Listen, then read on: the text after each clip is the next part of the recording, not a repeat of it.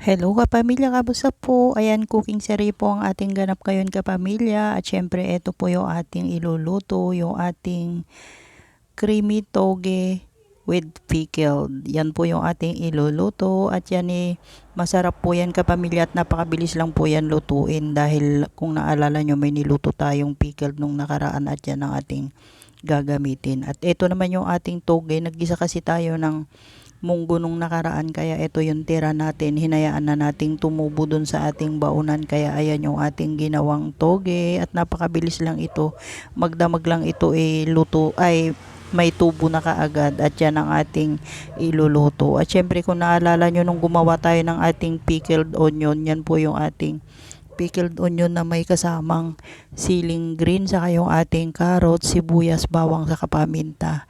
Ayan yung ating gagamitin at ihalo natin sa ating lulutuing creamy toge with pickled.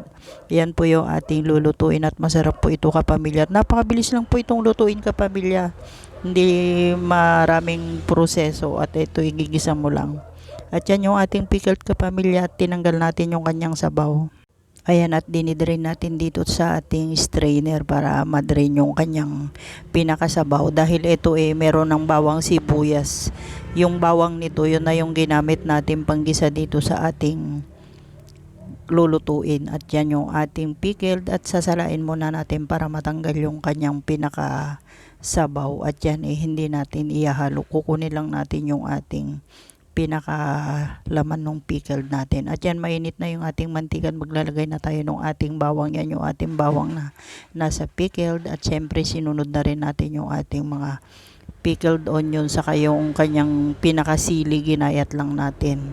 Ayan, at ginisa na natin at ihalo na rin natin yung ating toge. At yan napakabilis lang lutuin yung kapamilya.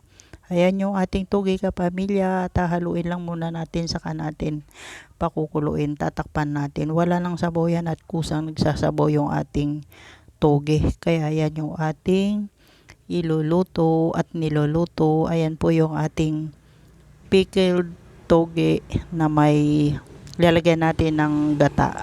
Kaya ayan kapamilya, masarap po yan at mabilis lang itong iluto. Yung sibuyas na buo-buo hindi na natin hiniwa, kaya ayan yung ating sibuyas buo-buo nang nakahalo dyan. Mas masarap kasi pagka buo-buo yung nilagay nating sibuyas dyan kapamilya. At yan, hinahalo-halo lang natin para yung mga hinalo natin dyan mag-combine yung mga pickle natin. At syempre nilagyan natin to ng gata. Ayan yung ating gata at hinalo na rin natin. Pagkulo niya, napakabilis lang lutuin mga kapamilya. At yan luto na pagka napakuluan lang natin ng konti. Ayan yung ating creamy pickled na may kasamang toge. Ayan yung ating niluto at masarap po yan. Yan po yung ating tanghalian ngayon, kaya niluto na natin. Napakabilis lang po yan. May tira kasi tayong munggo, kaya yan na rin yung niluto nating tanghalian. At ayan luto na at ready to eat na tayo. Ayan na po yung ating creamy toge with pickled. Ayan po yung ating niluto at masarap po yan. Kain po tayo mga kapamilya at masarap po yung ating tanghalian. Ayan po at ready na po yung ating ulam. Thank you so much po. Mag-harvest tayo ng ating patola at yan yung ating patola kapamilya at may bunga pa itong ating patola. Ayan, fresh from the garden yung ating lulutuin at ito masarap itong ihalo sa ating saluyot at kukuha rin tayo ng ating saluyot. Fresh from the garden tong ating hina-harvest at yan yung ating iluluto mamaya-maya. Ayan yung ating ulam. Hello kapamilya, harvest time ng ating sitaw na turo kapamilya at tayo magluluto ng ating ulam ngayon. At ito mara-ira pang bunga at syempre panghalo natin sa ating lulutuin.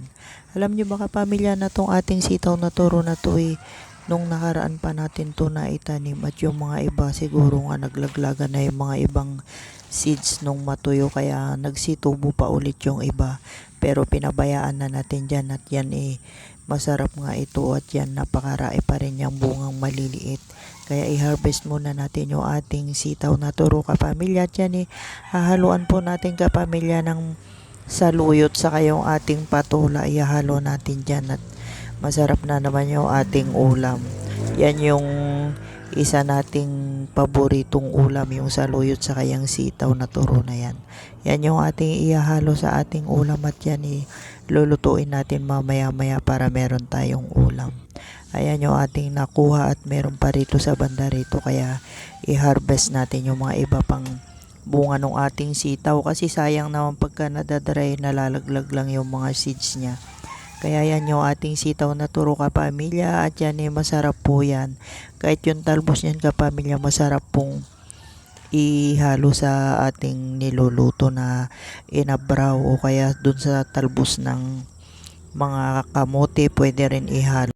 Hello kapamilya, kamusta po? Sino pong relate dito sa mga ganitong klase ng mga talbos at syempre kung kayo'y kumakain nito siguradong alam nyo po kung ano itong mga talbos na to at syempre masarap po ito kapamilya. Ito po yung parang talbos din ng kamote kapamilya pero sa atin damo lang po ito at yan tinatanggal natin pagka nagtatanim tayo pero pagka may mga ganyang talbos siya kinukuha po natin at nilalagay po natin dun sa niluluto natin. Masarap po ito mga kapamilya, parang talbos din ito ng kamote. Marmara kamote ang tawag dito sa atin. Ayan yung tawag sa mga damo na yan pero masarap po yan at yan napakasarap ilagay sa ating mga kahit sa pakbet o kaya dun sa saluyot ipaibabaw mo lang pagka malapit ng maluto at yan napakasarap niyan. Kaya ayan kukuha muna tayo at syempre dun sa mga relate dito at nakakaalam kaway-kaway po mga kapamilya at ito alam nyong masarap itong talbos na to. Kaya yan yung ating kinukuha. Ayan at marami-rami kasi ditong mga ganitong talbos kaya kukuha tayo at ihalo natin sa ating lulutuin. Ayan yung ating nakuha.